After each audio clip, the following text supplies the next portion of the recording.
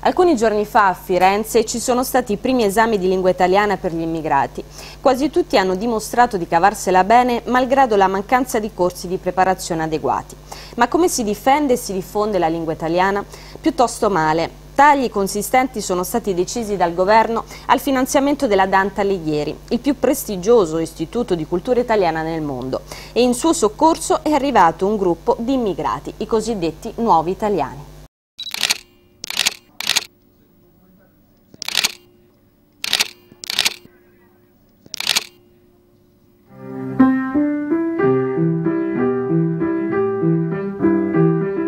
Within half a century, Italy has been transformed from a country of emigrants to one of immigrants. Ironically, it is those who teach and promote Italian who will lose their jobs because of the economic crisis. Every European country is represented abroad by a cultural institute which promotes their language and culture. Here are a few examples and details of their spending budget.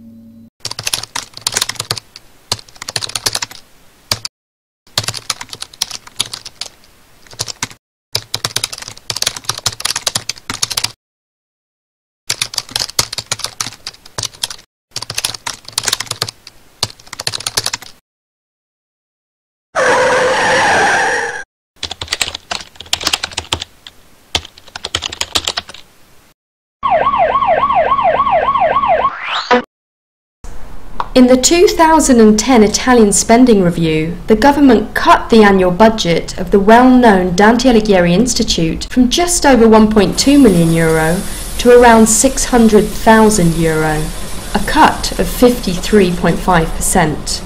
As a result, the institute risks closure, whilst the Italians can only look on and learn to accept such cuts in the name of the financial crisis. However, all is not lost. It is perhaps the new Italians who will save the Italian language. Questa associazione di immigrati presenti in Italia ha deciso di sostenere la Dante con una campagna di sottoscrizione e stanno arrivando i primi contributi. In Italy, there are 5.2 million immigrants living and working in the country. There is a movement called New Italians that represents their interests. The president of the New Italians movement, Radvan Kawetami, has initiated a funding drive to try and save the Dante Alighieri Institute. Noi come movimento Nuovi Italiani non potevamo rimanere indifferenti e ho lanciato l'appello a tutti gli immigranti regolari che risiedono in Italia per partecipare anche con una somma modesta. Il collante che ci unisce noi tutti i migranti regolari in Italia è la lingua italiana. La lingua italiana esprime il grande valore dalla storia e dalla cultura italiana dove noi ci identifichiamo, il senso di appartenenza che abbiamo noi alla grande nazione italiana si identifica attraverso la lingua. E la ritengo un dovere civile e morale che noi lo dobbiamo al paese che abbiamo scelto come seconda patria. As in a Walt Disney fairy tale, the search for a happy ending continues. And it might be thanks to the so-called New Italians that the Italian culture and language continues to be enjoyed and celebrated throughout the world. Arguably, it's not physical appearance which defines a people, but the love for its culture. Che sarà, sarà.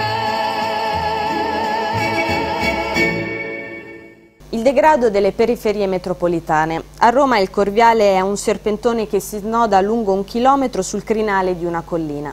Doveva essere un'isola felice, è diventato da anni il simbolo dell'abbandono e dell'isolamento.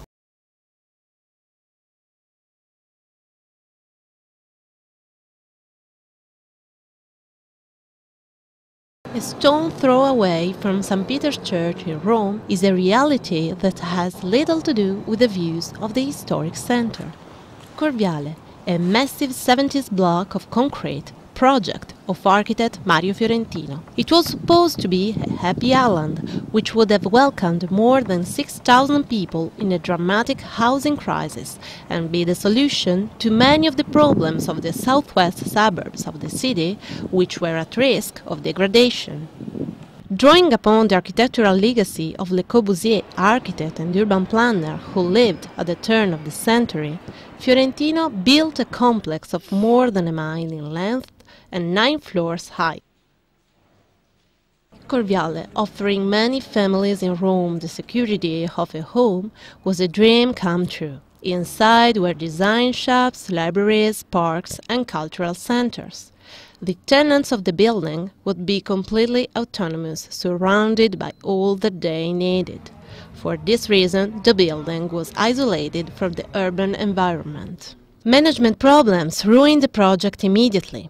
Over the years, the architectural complex was abandoned to itself. Lifts not working, lack of transportation and degraded areas are now banal routine. Nowadays, Corviale is inhabited by about 10,000 people, mostly elderly. Going to school, buying a newspaper or visiting the doctor is a real challenge. Even public transportation is almost non-existent and shops are a rare sight. The first newsstand is situated a mile and a half away. In a European city like Rome, this is unacceptable. However, there are no elements of violence or circumstances that do not allow you to go out at night. In 7 years, I have never had a theft in the church, unlike other parts of Rome, where thefts are almost a weekly or daily occurrence. The identity of the inhabitants of Corviale is so strong that over the years they have managed to obtain more infrastructure and attention from the city's government. There has been an evolution tied more to the will of the people than to the institutions. Integration comes from the will of the people who live in Corviale. Thanks to their stubbornness, they won it and they got the schools, public transport, shops. Over time, even a library has been opened. This has the reputation of being a rough district. The problem is how we are labeled by people to provide entertainment, to put on a show for them, or to be the focus of their articles. If we don't help ourselves, no one will help us. The tenants of Corviale were able to attract public attention, mostly with cultural events. They, however, continue to feel isolated. In a word, not at all integrated with the rest of the city. The young people of the district each year compete on the walls of the building in wars of graffiti and hip-hop duels. One way to eliminate the grey of concrete and to break the silence of the neighborhood. I live something that may seem obvious, but in reality it is not. Marginalization. Be marginalized because you are labeled from Corviale. This type of exclusion is a precautionary measure. Many hide the fact of living here because they are afraid of being judged.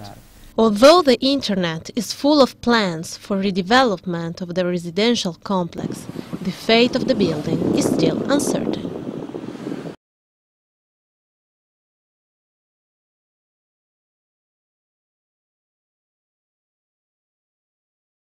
Il telegiornale termina qui. Come avete visto, si è trattata di un'edizione speciale in lingua inglese con servizi che partecipano ad una competizione televisiva internazionale indetta dalla fondazione tedesca Civis Media sui problemi dell'integrazione e delle diversità culturali in Europa. Arrivederci.